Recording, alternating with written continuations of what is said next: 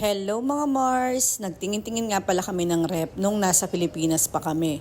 Nasira na rin kasi yung rep namin na ginagamit namin sa Pilipinas. Ito nga pala yung pinamimilian namin, yung Fuji Denso o kaya itong Haier. At ito na nga mga Mars, ito yung napusuan ko, itong Haier na rep. Bali, multi-door na nga pala siya, tapos sa ilalim yung freezer niya.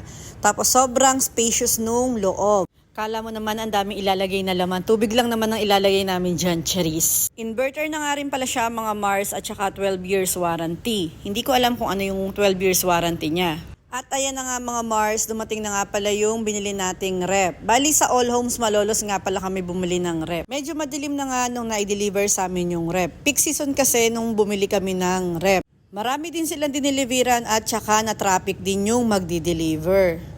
Bumili nga rin pala kami ng washing machine dahil yung dati naming washing machine ay kasing edad pa nga ni Akiko. 12 years na sa amin, kaya nasira na din. Higher nga din pala yung binili namin. At yung rep nga palang binili namin ay may free na chest freezer. Tapos yung washing machine naman ay may free na electric pan.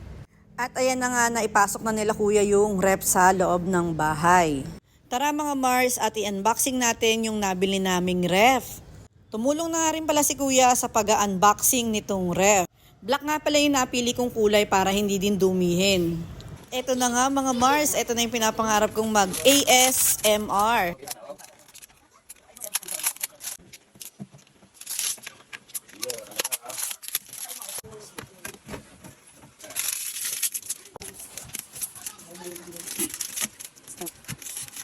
Kasi nakaano siya. Ito kasi nasa ilalim niya.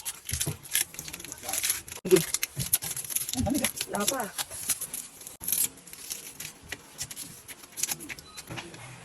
Dikit eh, oh.